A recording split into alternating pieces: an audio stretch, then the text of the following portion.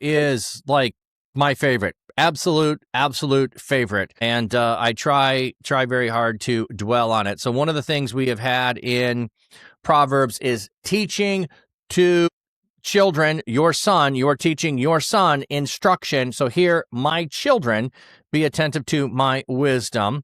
So it not only applies to, just your son, this is applicable to everyone, but the father, the king, the wisdom who's teaching the son doesn't mean it doesn't apply to women.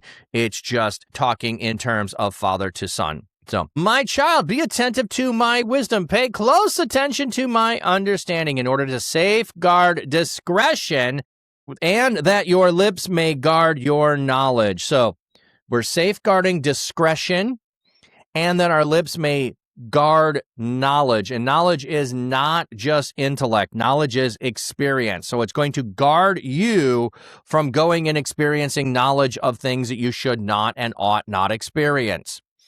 So we're to pay attention to the wisdom of the Father who's giving it and pay close attention to his understanding, because through life, he's gained wisdom and understanding. And so he's passing it on to his child in order to safeguard discretion. The lips may guard knowledge. So you're going to guard the things that you have. For the lips of the adulterous woman drip honey, and her seductive words are smoother than olive oil. But in the end, she is as bitter as wormwood, sharp as a two-edged sword. So why is he giving his son wisdom and discretion and understanding? Because that your lips may guard knowledge. So you don't want to be seduced into something. The adulteress is someone who knows what she's after, and what she's after is going to be something that's persuasive, that draws you in. It's going to, on the surface, sound and look good, and yet it's going to be as bitter as wormwood. It's like a two-edged sword. And no, I do not like pronouncing it edged. Two-edged sword. Her feet go down to death. Her steps lead straight to the grave. So following after her is going to lead to death. The adulteress is going to draw you in, lest she should make level the path leading to life. Her paths have wandered, but she is not able to discern it. So we talk about a path as your way of life. So lest she should make level the path leading to life, which she is not. Okay? Her paths have wandered, but she hasn't discerned it. So she's wandered off the correct way to live. She's wandered far afield. She doesn't discern it, though. She doesn't understand. So don't follow her. She will lead you astray, which is where she has gone. So now, children, listen to me. Do not turn aside from the words I speak. Keep yourself far from her. And do not go near the door of her house, lest you give your vigor to others and your years to a cruel person. So that's interesting. So he's warning the children, listen to me. I know what I'm talking about. Don't turn aside from the words I'm speaking. So stay on the path of instruction I'm giving you. Keep yourself far from her. Don't go near her door. So don't even be tempted. Okay, now we'll have to apply this to modern day in a moment, but keep yourself far from her. If you know, and there certainly are potential for this, the places in your local town where prostitutes might, and adulteress and prostitute, not exactly the same, but I'm just going to use them as an example. You know where they are, you know where they live, you know where they work, you could go in that area. Don't go there. It's just wisdom. Don't go there. So if that's the wisdom of where her door is, stay far away from her door. Well, you know where they are online. Don't go to those sites that are going to have those things that are going to bring you temptation. Now, he's talking particularly about the adulteress that's going to lead you astray from the path that you are on. Women are not excluded from this either. Okay? Women are not excluded from the adulterous male who might lead them astray. And draw them in, and have them doing things that they would not and ought not do, and lead them down a path that goes away from instruction. The path of instruction keeps you from the path of destruction. Rhizome, that is really well. I like that. The path of instruction keeps you from the path of destruction. But I love this idea that your vigor, you give your vigor to others and your years to a cruel person. I'm going to assume here the vigor is a euphemism. Vigor, splendor, majesty in the context means the best of one's life, the best of your strength, the vigor, the fullness of your years. I also think it is also perhaps vigor, your youth that is going to be producing children. I think that's part of it. And your years to a cruel person, lest strangers devour your strength and your labor benefits another man's house. So the labor, if you're paying for giving gifts and lavish stuff to the person who is persuading you, because honestly, they're going to, or if it is a prostitute and you're paying for, like, the relationship is going to cost you a lot. That's the thing here. The relationship is going to devour your strength, your physical strength that the labor is going to produce stuff. What you get from the production of your labor is going to be zapped and taken and benefit somebody else's house. And at the end of your life, you will groan when your flesh and your body waste away. Now, there's some who might go in the direction of saying, oh, well, this sounds like, diseases that you're getting because of being promiscuous. I don't think that's it at all. I think this is just the end of your life. You're going to look back at your life and you're going to regret having given this part of your life to something that was fleeting, something that was futile, something that did not last. And you will say, how I hated discipline. My heart spurned reproof, for I did not obey my teachers. I did not heed my instructors. So he's giving instruction. He's saying at the end of your life, if you go down the path that looks easy and fun, and someone's persuading you to go that because you're not disciplined to stay away. You're not disciplined. Let's just throw this in there. You're going to doom scroll late at night, and then deciding to click on things that you wouldn't click on in the middle of day when your friends are around. And now you're going to click on them because it's the middle of night and you're just like, you hated to discipline yourself and put the phone down and say, I'm not going to doom scroll. I'm not going to do this. I'm not going to go there. I almost came to complete ruin in the midst of the whole congregation. So why is the father telling the son all of this stuff? Because the father made this mistake. I almost came to complete ruin in the midst of the congregation. I was in all evil. Okay, that's a lot more severe. I was in all evil, came to complete ruin in the midst of the congregation. The text congregation and assembly to form a hendiades, meaning the entire assembly. So here's where my favorite part begins. Okay, 19 is where it ends, but here's where it begins in 15. Drink water from your own cistern and running water from your own well. So don't go after the adulteress. The adulteress is not in a relationship with you. She's not committed to you. She is using you. She's after something. So don't go after her. Don't drink water. And drink water, yes, it's a euphemism here. And running water, yes, it's a euphemism here. So this is like drinking in love. If we want to go to Ecclesiastes, you're drinking in from your lover all of the love from them, and you can extend that as far as you want. I will let you. Should your springs be dispersed outside your streams of water in the wide plazas? So you have water, you have a spring, you have streams. Are you sowing your wild oats out there for everybody? No, you should not do this in the public. You should not do this out there, which is, often what you're doing to not get caught. You're sneaking around. You're going to various places. Let them be for yourself alone and not for strangers with you. This just is good advice. This is why I like that they chose to say children, because while it poses the adulteress as the one who is tempting you, that goes for both men and women. And here, how are you spreading yourself? Are you going after someone who makes you all of these adorning promises but does not deliver? Let them be for yourself alone and not for strangers. So you do not give them to others willy-nilly with no regard for anyone else.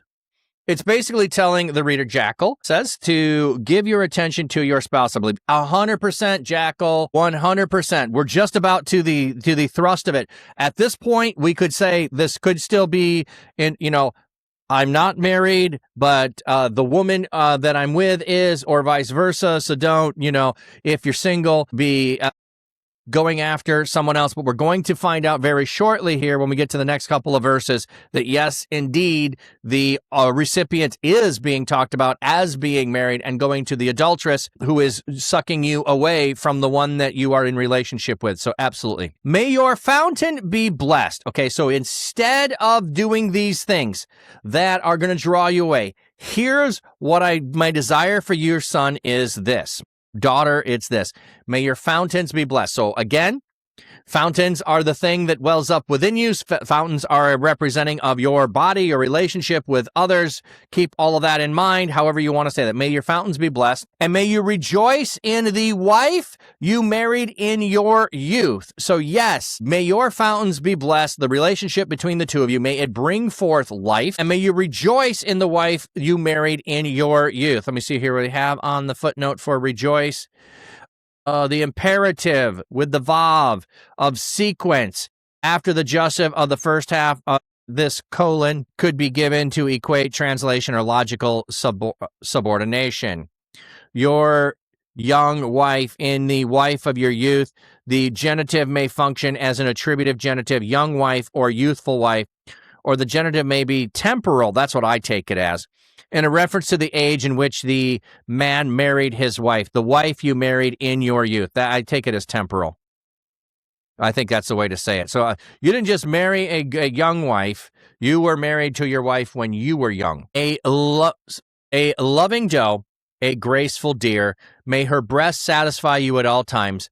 May you be captivated by her love always. So, hey, remember those things. Now, the fullness of breast also here is, I think, in some ways, possibly pulling in that she is the mother of your children. It doesn't necessarily. It's a way of describing sensuality here in the relationship and satisfaction in your spouse.